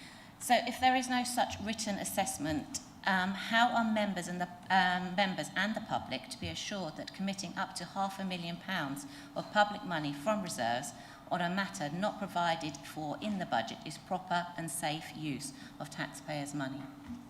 Councillor Hadwin. I'm really sorry. I'm trying to be really calm and cool here, but I'm not going to take any lectures from the last administration who wasted £8.1 million of taxpayers' money when you showed the Upper Royal Crossing project. You wasted their money. The inheritance we have picked up, and I tell you, it is quite an inheritance. We're having to scrimp and save while not cutting frontline services because the poor administration you ran, including your leader, who was the cabinet member for finance, you destroyed this county. We're having to pick up the pieces. I'm not taking any lectures from you, and actually I think it's quite shameful that you can say it in front of the public. Thank you, Councillor Hadwin. Councillor Rogues. Thank you. Didn't answer the question, Mr. Chairman. Thank you. Councillor Rogues, thank you. Thank you, Chair. Hopefully this one will be nice and simple. Councillor Hadwin, as you know, the judicial review does not stop LGR, so nice and simple, yes or no. If this council receives a structural change order, will the administration send their representatives to the Joint Committee? Yes. Councillor Rogues, do you have supplementary? I do. Another nice and simple yes or no. Perfect. Thank you, and really glad to hear that. Will those representatives act in their purpose to set up the new unitary authorities rather than continue to frustrate the process? You can ask me questions anytime because these are quite nice and easy. Yes, we are not seeking to undermine the process. We're not seeking to cancel it. The judicial review and our conversation with government is how we plan on dealing with it. If the structural change order comes in and we are compelled to do it, we will do so. I have also spoken with some of the leaders of the districts, and I've said that while the committees are a voluntary capacity, I will look at who we send in our place. We're not going to try and frustrate the process. If LGR is forced upon us, we will accept it. Thank you, Councillor Hadwin. Councillor Molyneux. Thank you, Chair. So, given the glaring inefficiencies that are apparent with the current two-tier local government system, and I'm glad that it has been brought up about districts because it has been really overlooked here today. These inefficiencies, which certainly won't be solved by trimming back and cutting services, which is what I'm sort of picking up on in some of the speeches. Given these inefficiencies, how can we justify spending up to £500,000 on trying to stop what's essentially a long-term cost-saving programme? Councillor Hadwin. I really, really wish you would actually read some of the evidence and articles around this. For the first point, we're not looking at cutting any of our services. We've committed to protecting frontline services. I don't know where you're getting that from. So that I've listened to what they said, and also, more importantly, I sit with them and talk to them. We're not cutting services, we're protecting them. And secondly, it is so blaringly clear. Firstly, the 3 unitaries are financially unsustainable. 2 of them would go bankrupt almost on day one. That is not cost saving. The SEND service, as we've spoken to the people in that area, and I recommend you go do the same, the SEND service, which is going under vast improvement, would collapse. Adult social care can only be done on a county-wide scale. That would collapse. Children's care, as you've heard, would collapse. So I'm really sorry. I don't know where your cost savings coming from when we can see that 2 of them would be bankrupt immediately. The 3rd one's financially sustainable and the main services are collapsing. That doesn't sound like cost saving to me. Councillor Molyneux, do you have a supplementary? Thanks, Chair. As I say, districts are part of that, which has been overlooked. And the evidence is the KPMG audits that were carried out by districts. So, from your answer, are we to understand then that the administration is looking at economic savings only in the short term rather than the long term? Councillor Hadwin.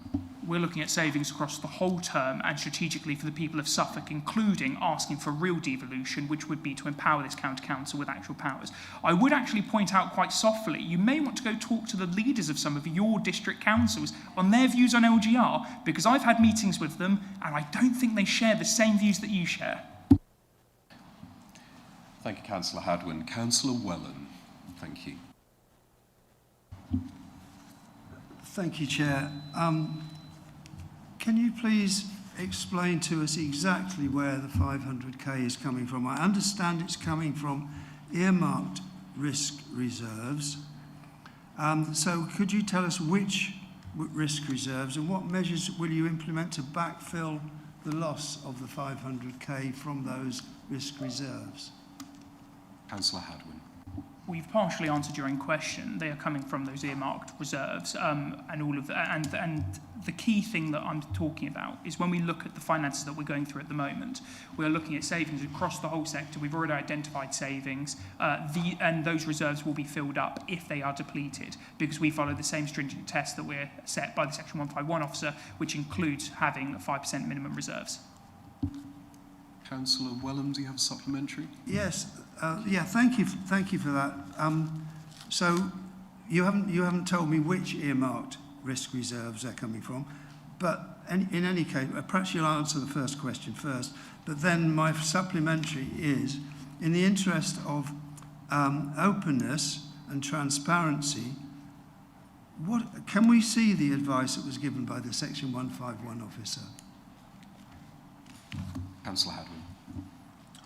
Just to point out once again, so it's the corporate priority reserves. That's the reserves it's coming from, corporate priority reserves. We have had conversations with all officers and we have embarked on this action following due process, including conversations with the Section 151 officer, the co-chief execs, the monitoring officer, and obviously our legal King's Counsel. Every conversation has been had. We are clear that all procedure has been followed and all safety tests have been met. Can I take that as a no? I cannot be given the thank you, information Councillor Wellen. Councillor that I've asked for. Councillor Laura Smith, thank you. Thanks, Chair. We heard a really great range of supporting statements from the Cabinet earlier. One of the members mentioned toxic uncertainty arising from LGR that public and businesses feel.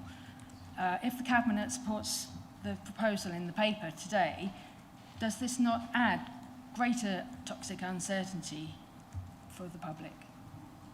Thank you, Councillor Smith. Councillor Hadwin. We're seeking to right the wrong of that toxic uncertainty. We had a briefing from one of the ministers at the department just last week, and when questions were put to their civil servants, including when are you going, how and when are you going to be hiring the senior staff needed for these 3 unitaries? They could not give a timescale or a reply. When we asked them about the funding for these unitaries and the work to happen, they could not give an answer or a reply. All I know at the moment, and this is the key thing, we have 3 unitaries which are rolling down the track at a very quick pace, and the government has not even thought about half of the plans it needs to. It can't answer the questions on send. It can't answer the questions on adult social care, because we have posed those questions again and again. This is the fear that we're walking into, that the government is trying to rush through gerrymandering rather than actually delivering services. What we're trying to do is right that wrong, stop the process, and force the government to actually reply. Because I'd like to point out, the first piece of evidence any of us have ever seen from the government is because of our pre-action letter. Otherwise, we hadn't seen anything. Councillor Smith, do you have a supplementary? No, I don't. Thank you. Thank you, Councillor Smith. Councillor Allen, thank you. Thank you, Chair. I was going to ask the leader a question about political views of the political leaders, but he's indirectly answered it, I think, with the answer to Councillor Molyneux.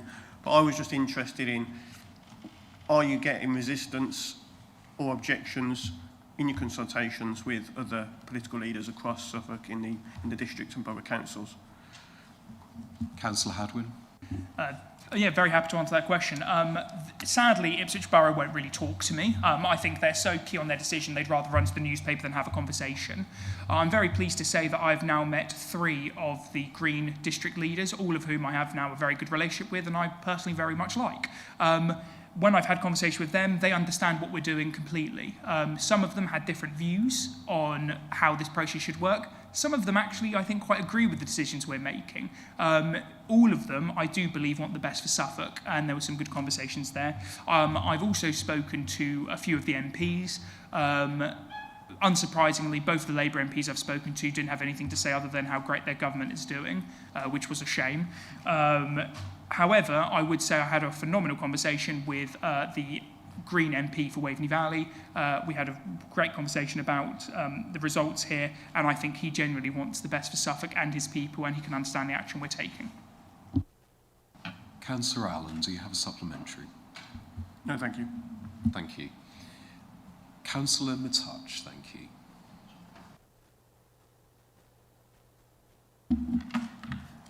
64% of Suffolk residents were in favour of the unitary option, and up to 83% of the public believe that 3 unitaries could achieve better outcomes. Yet you have ignored the public consultation, you've stifled us, their councillors' ability to question. Your financial processes under emergency powers will not come under scrutiny. You have limited the debate to 1 question. Your legal papers have only briefly been disclosed. How loud does the public voice need to be heard when 64% or 83% isn't loud enough? Councillor Hadwin. I do enjoy how you neglected to include how many people that 64% came from, because I wasn't part of that consultation. I know family members of mine weren't part of that consultation. Oh, you did it, which would no surprise that you would want to quote those numbers then. I also think it's a bit interesting how you say that I have stifled questions while you're asking me a question. Under the Constitution, I could have made this decision and not come to this body. I made the choice to come to this body for scrutiny. So I think actually maybe instead of trying to fire back at that, you could use a bit of respect for that. But the key thing I would say is when it comes to what we're doing in terms of the people, we won a very clear mandate to govern this county. You can shake your head. How many seats do you have and how many seats do we have? This is how our democracy works. We have a mandate from the people of Suffolk. My job is to govern for the people of Suffolk. We have seen the threat of LGR. I know you may not care about vulnerable people in this county, but we do. That is why we are fighting this. That is why we're fighting this. No, it is outrageous. Point, order. Councillor Hadwin, can you conclude? I've answered the question, thank you. Thank you. Councillor Matouch, supplementary? I do have a supplementary question. So you believe your mandate to get voted in, but you don't believe the public's voice when it comes to how their area will be administered. Are you going to conduct a new public consultation? Councillor Hadwin. You once again didn't bother to quote how many people were in that consultation because you know the numbers don't support your argument. It was such a small consultation. What we're doing is we are taking through the route as given to us by the judicial review. That is the process we're going through. Hopefully, when the judge agrees with our arguments, then what can happen is we will go back through the process and then we will see what the people have to say once all the evidence from the government is in the public view. So, yes. Thank you, Councillor Hadwin. Councillor Dunning, please. Thank you. Chair, I think my question's been answered. I think I've heard enough. I don't want to be disrespected, so I'm not going to answer a question. I'm going to respectfully listen to the answers that come to other people because I don't want to be attacked. So thank you. Councillor Dunning, I will allow you to reserve your right to speak later in the meeting if you wish to do so, because you haven't asked a question. Thank you. Councillor O'Brien, thank you.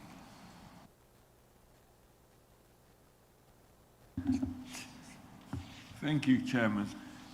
I welcome the Council's clear focus on safeguarding education and SEND services. Could the Cabinet please explain precisely how these critical services would be endangered by any proposed local government reorganisation, and exactly what outcomes the Council aims to secure for Suffolk's children? Thank you.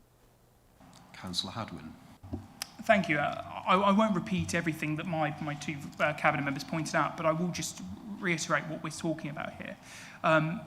The SEND system in Suffolk collapsed in 2023, and credit to the officers, that rebuilding has begun and is in a much better direction.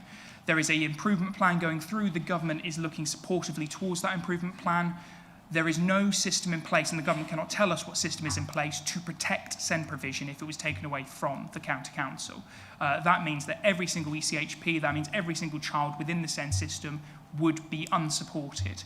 This is why this action matters so much to me. This is why politics doesn't matter as much to me in this, is because at the end of the day, when the evidence is so clear that LGR in its current form, and the government could contradict me the next second, they could present all evidence, all plans for how they will do this. They haven't. They are leaving us in a black hole. Since they're not willing to do that, it is only our duty to protect the most vulnerable in our society. That is why I'm not playing politics with this. I will never play politics with children. It's why we must fight LGR. Councillor O'Brien, do you have a supplementary? No supplementary, thank you. Thank you, Councillor. Councillor Barber, thank you.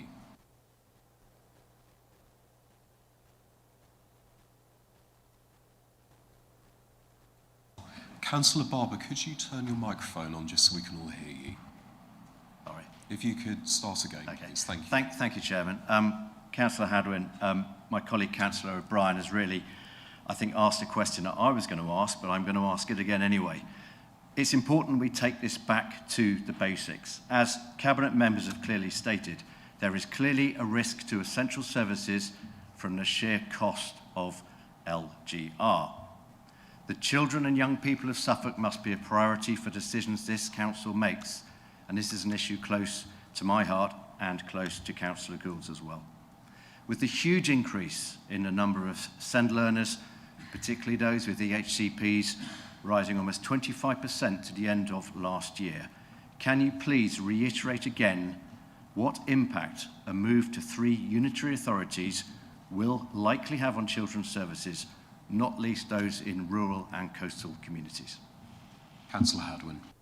I thank you for your question. I think councillors should take great attention to what the council says. You know, we know he is such a champion for SEND and for children in SEND.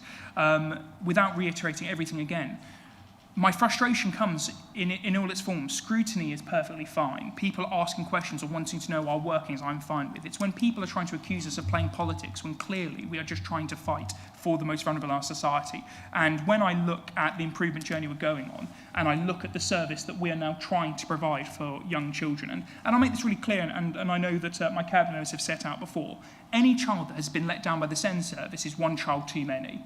But we can work towards what we are doing. When we are walking towards LGR, which has been clearly, there is no plan for SEND provision, there is no funding for that plan, and when they can't even talk to us about how they're going to hire the people to run that system, that is a threat that I'm not willing to accept lying down. And I would rather stake so much political capital on this judicial review, but I can at least look every single parent with a SEND child in the eyes and say, I tried to fight for you.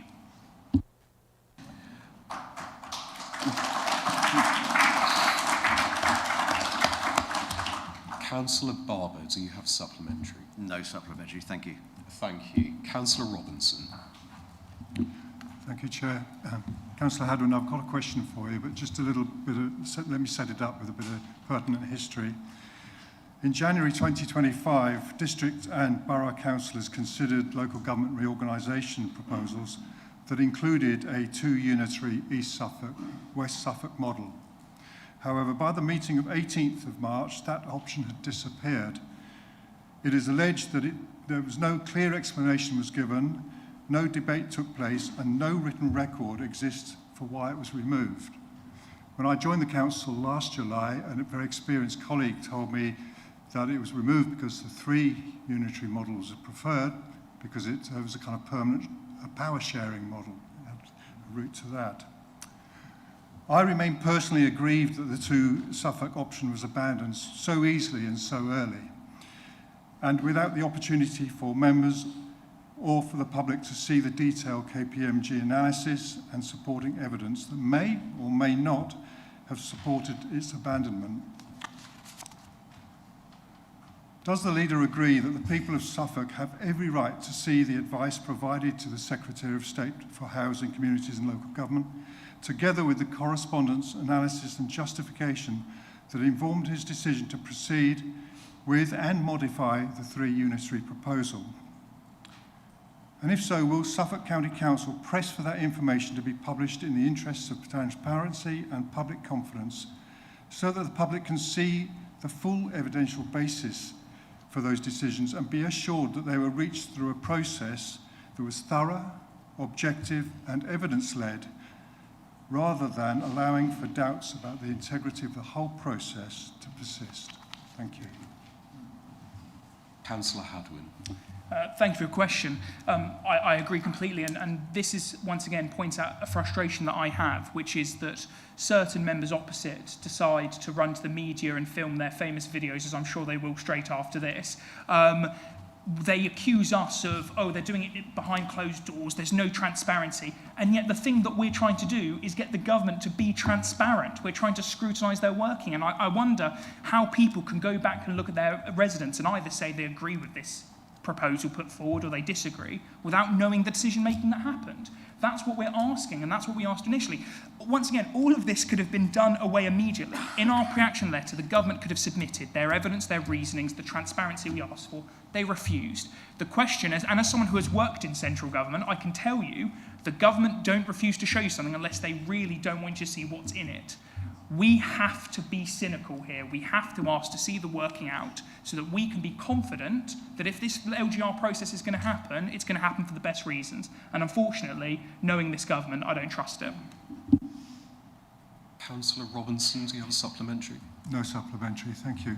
Thank you, Councillor Robinson. Councillor Kent, thank you. Thank you, Mr. Chairman. I'd like to clarify Councillor Mittick's point, where apparently we're ignoring 64% of the population of the county. There are 592,000 residents who are able to vote in Suffolk, and 3,153 responded to the consultation, of which only 1,226 of those were residents. By my reckoning, even with the highest number, that is 0.005 of the voters who actually responded to the consultation. Do you agree that's representative or not, Councillor Hadwin? Councillor Hadwin.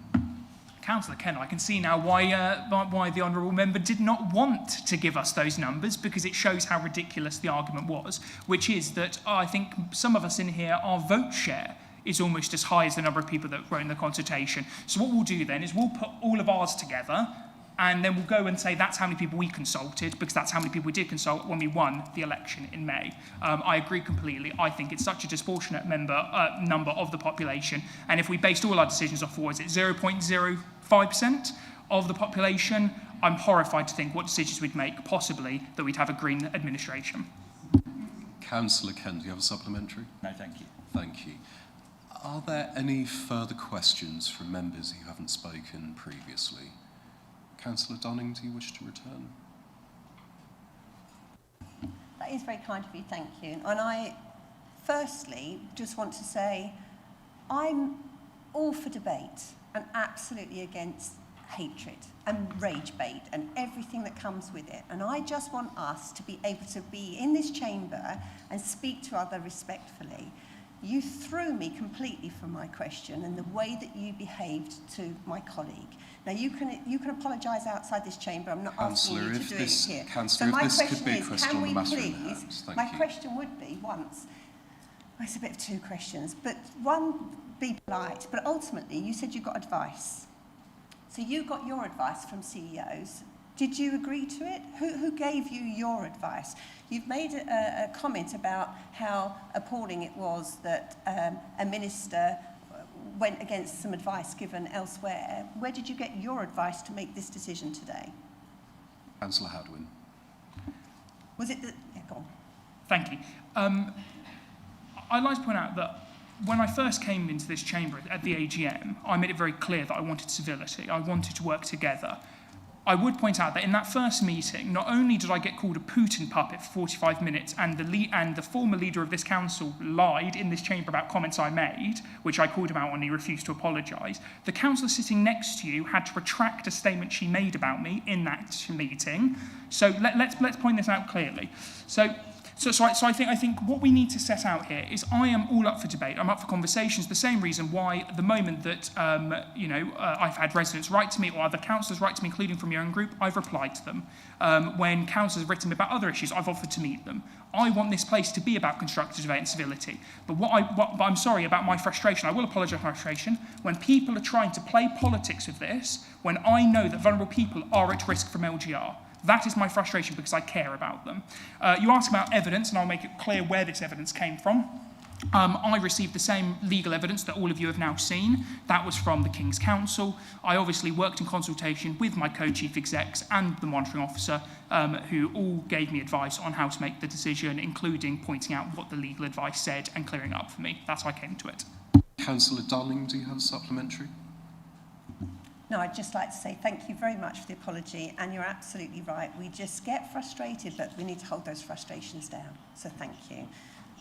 Councillor Matuch, under the Constitution, we do allow a question of personal clarity, if you have one.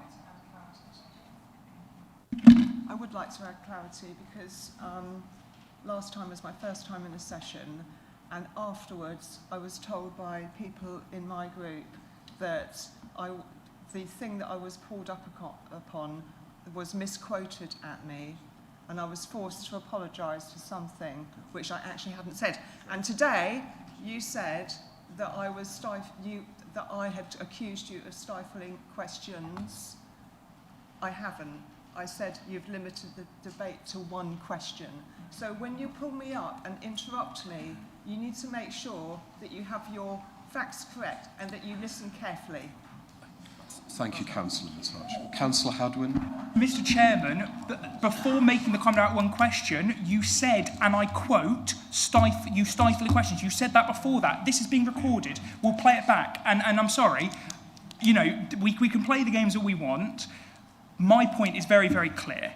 I want to talk about this in a measured and decisive way because at the end of the day, we are trying to fight for the residents of Suffolk. That is who we're elected to work for. On LGR, it is a real threat. I welcome scrutiny. I welcome people to come to talk to me about it because your views matter. What I don't welcome is people trying to play this as it's something that isn't happening. And unfortunately, most of your question was a play.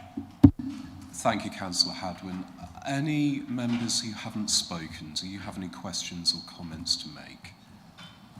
If you could raise your hand, if you do. Councillor Hill, thank you.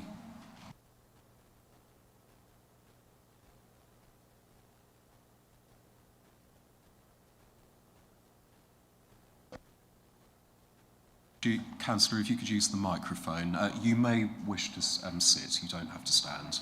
Thank you.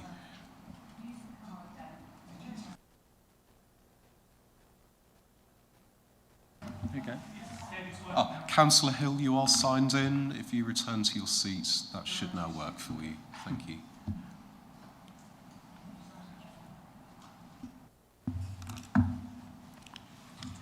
Excellent. Thank you. Thank you, Chair. I have a question for Councillor Hadwin.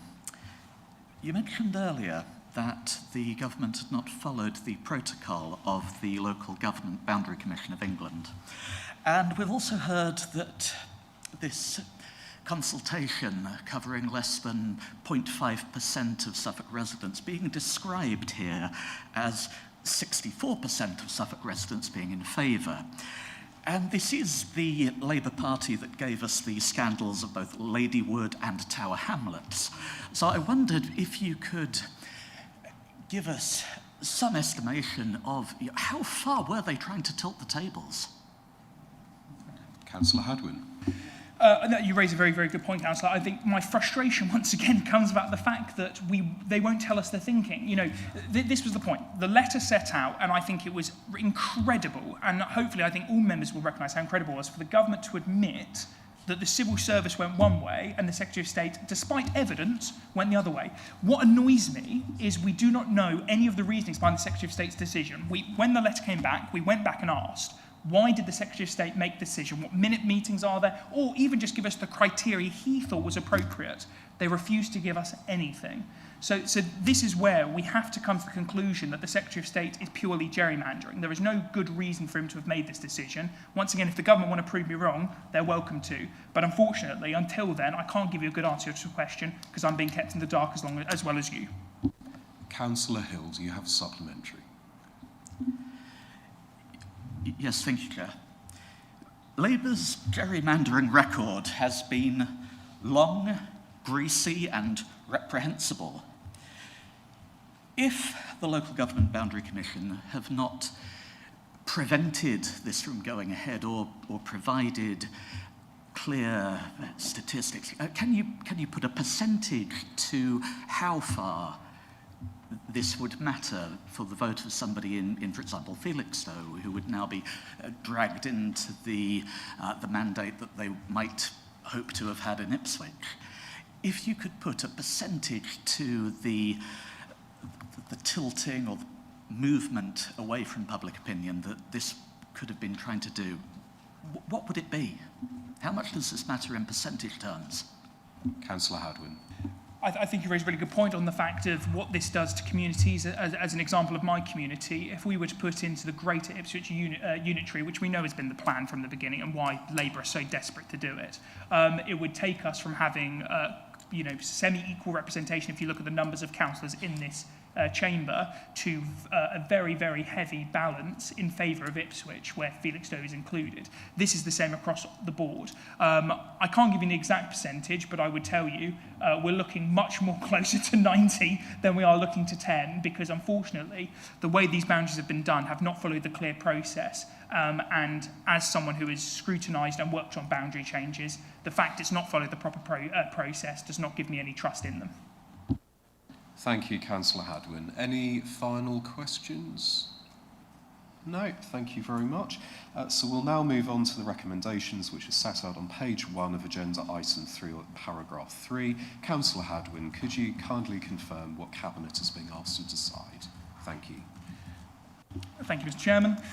Cabinet is asked to note the content of this report, agree to instruct officers to continue with legal proceedings to challenge the Secretary of State's decision regarding local government reorganisation in Suffolk, agree that the decision is urgent because of the timescales having regard to the procedure rules in Part 2 of the Constitution. The decision would be a matter of urgency and would not be subject to a call-in, Rule 14.6. Note the costs associated with continuing legal proceedings and that these will need to be funded by repurposing earmarked reserves. Thank you, Councillor Hadwin. Cabinet, are we content to agree to the recommendations with a show of hands? Thank you. That is agreed unanimously. Thank you, everyone. That concludes the business of today's meeting. All councillors, please can you take all belongings, paperwork and any rubbish with you. Please place your microphone, smart card in the collection box by the meeting room exit and return your nameplate on the table outside the meeting room. The next meeting of the Cabinet is scheduled to be 2 p.m. on Tuesday, the 14th of July. I declare this meeting is closed at 12:11. Thank you all.